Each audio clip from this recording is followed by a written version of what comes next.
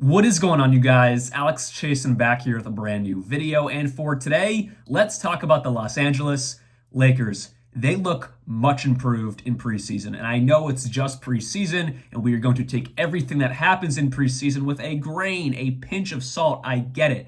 But Darvin Ham and JJ Redick are light years apart in the way they coach basketball. Darvin Ham, nothing on offense. Nothing substantial. Literally nothing. You can point some of that to LeBron James, maybe not wanting to implement anything Darvin Ham came up with. Maybe. And I wouldn't necessarily disagree with you on that. But you can see the way the Lakers are playing basketball right now. LeBron James is buying into it. Anthony Davis is buying into it. And I know it's just preseason. We have to see all of this in 82 games. But they're running so many more plays, more actions. We're seeing ghost screens. We're seeing guards set actual screens. They're doing so much more than really literally nothing with Darvin Ham. JJ Redick, we know he has a fantastic basketball mind. We've seen it on his podcast for years now. But now we're actually seeing everything he's talked about and everything he's thought up here being implemented into a team, and that's awesome to see. The one thing about JJ Redick that still needs to be answered, and we'll figure that out very soon in these 82 games coming up, starting very soon, is can he lead a group of men in the right direction? There's a difference between being a great basketball mind and leading a locker room. Two completely different skill sets, and not every coach can do both. I mean, you want every coach to do both, and especially if you're going to be a coach in this league for a long time, you better be able to do both. But some new coaches don't last long, maybe not because their mind's not there, but because their leadership abilities are not there. So can we see JJ Redick become a leader in that locker room? He's going to have to be, especially when you have guys like LeBron James and Anthony Davis. Of course, they'll lead in their own way, but you need the coach to be assertive as well, especially being a counterpart of LeBron James. Because if you don't, we see what happens. LeBron James just takes over, and for good or for bad, you need a strong coach with LeBron James, no matter what. Yes, you let LeBron James input whatever he wants to input into this offense, into this team, but at the end of the day, JJ Redick is the coach, and he has to work with LeBron James really well, and he can't just let LeBron James do everything. And I especially mean that if JJ Redick wants to continue to be the coach of this team for the long term. If this is not just a 2-year rental of JJ Redick once LeBron retires, then JJ Redick gets out of there, he has to really show his leadership ability and his ability not just to be a basketball mind, but to lead this team in the right direction, plus have some success. So that leads into, can the Lakers really be much better than where they have been? Although last year was really disappointing for the Lakers, just look at it this way. You still won 47 games in an extremely tough Western Conference. You almost won 50 games. You were 3 wins away. That's not a bad season at all. Where it starts to go bad is in the playoffs. Getting bounced out in the first round, obviously a very tough first round opponent in the Denver Nuggets. What do you really expect there? But overall, it was a solid season for a team that had a really bad head coach, and things just weren't working out really at all. They still won 47 games. So now you're implementing a much better coach. We're already seeing it in a very short sample size so far in preseason. Can they get closer to that 50-win mark? Can they get over that? I am going to say no, and here's why. The talent level on this team didn't get any better. Yes, they have a better coach who is going to utilize the skills of the players much better. And when I say that, I'm not talking about LeBron. I'm not talking about Anthony Davis. Those two guys are in a category of their own. They are going to continue to be awesome. It's everyone else. Can JJ Redick kind of grow them a bit and kind of make them look better than they are? Based off preseason, absolutely. And at the end of the day, that's really all you need to do to be a really good NBA team. Make players or put players in better situations based off the plays you run, based off the actions you run, based off all those different schemes that we have seen so far in preseason. So yes, but you also have to be able to hit your shots. And one concerning thing I've seen in preseason, and again, I'm going to continue to say it, it's just preseason, JJ Redick is scheming up a lot of great plays for guys like Rui Hachimura, D'Angelo Russell, Max Christie, Cam Reddish. And what do all of those guys have in common? They're capable three-point shooters, but they're not every night great three-point shooters. I mean, D'Lo you might be able to put into that category, but he's more of a streaky three-point shooter. So one thing I'm noticing is they're getting these guys in really good situations with better screening, better plays to actually get these guys open. But if you're not hitting your shots, what's it really matter? So I'm just kind of concerned if their overall shooting talent level is where it needs to be. This is a team that took the least amount of three-pointers last year.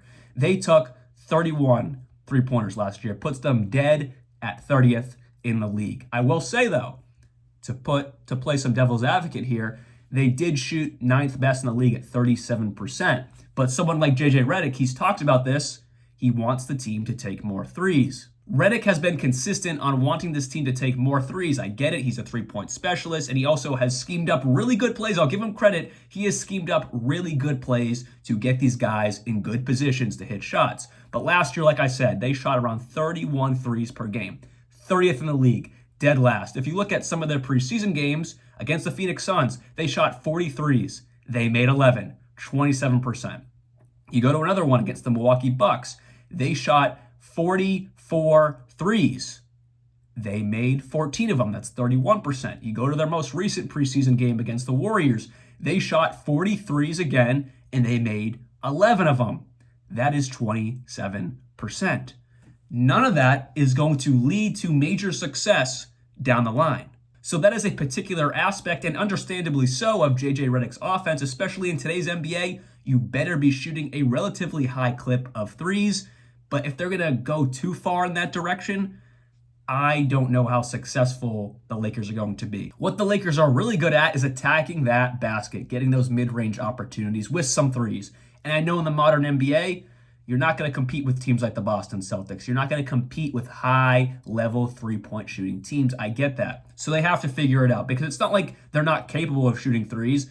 It's just not enough guys on that roster. You look at Austin Reeves, he's probably their best three-point shooter. I think Dalton Knecht is going to prove he's right there with him. Yo, what's up, guys? I'm editing the video, and I recorded this before Dalton Knecht went absolutely nuclear for 35 points, 8 for 13 from 3, 10 for 18 from the field. Then I repeat myself, 35 points. A little slow, or very slow to start preseason, but yeah, he has arrived, going 8 for 13. I'll say it again, from 3. Back to the video. And Dalton Knecht, to go on a little bit of a tangent about him, he has been awesome in preseason. His three-point shot hasn't been falling as much as we would like, but he's taking tons of threes a game. One game right here, he shot 7 threes, went 1 for 7. That's okay. They're going to fall. This game right here, he was 2 for 10. They're going to fall. Or the most recent one, 5 for 13. What rookie do you see taking 13 threes a game with the utmost confidence? Not many. And I would hope he's confident. He's a 5-year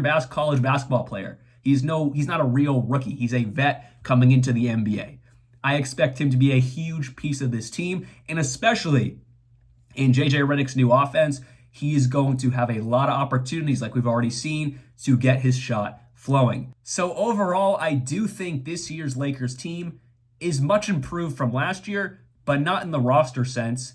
It's the coaching and the schemes we are seeing that make this team better. And I just don't know, like I've talked about in this video, if the schemes will be enough to make this team overall better come playoff time. I still think they'll be a 47-50 win team, but come playoff time, I just don't know if there's enough there to truly compete with the best teams in the Western Conference.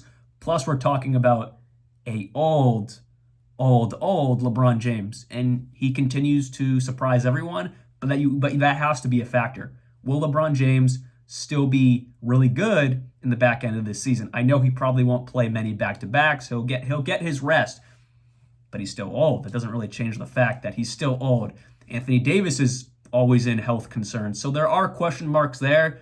But at the end of the day, the Lakers will be improved this year, but I don't know if it's going to be enough to truly compete for what they want to compete with, that being a championship at the end of the day. Anyways, what are your thoughts on the Los Angeles Lakers this season? Let me know down in the comments below. Many more Lakers videos, I'm assuming, this season, as it's probably going to be a very interesting year with JJ Redick at the helm, LeBron James, and what might be his final year. Bronny James, I didn't even touch on him. Real quick about Bronny James, put him in the G League. Let the kid actually develop. Give him his moment with his dad in the regular season. That's cool. But then send him to the G League, and we should not see him until March or April, where random guys come up from the G League before the playoffs.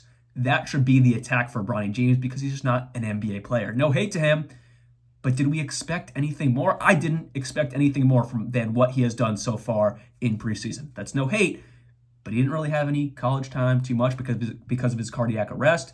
Again, Give the kid opportunity to grow. That's in the G League. That's not in the NBA. Anyways, what are your thoughts on the LA Lakers this season? Let me know down in the comments below. I'll see you guys very soon. And like always, peace out.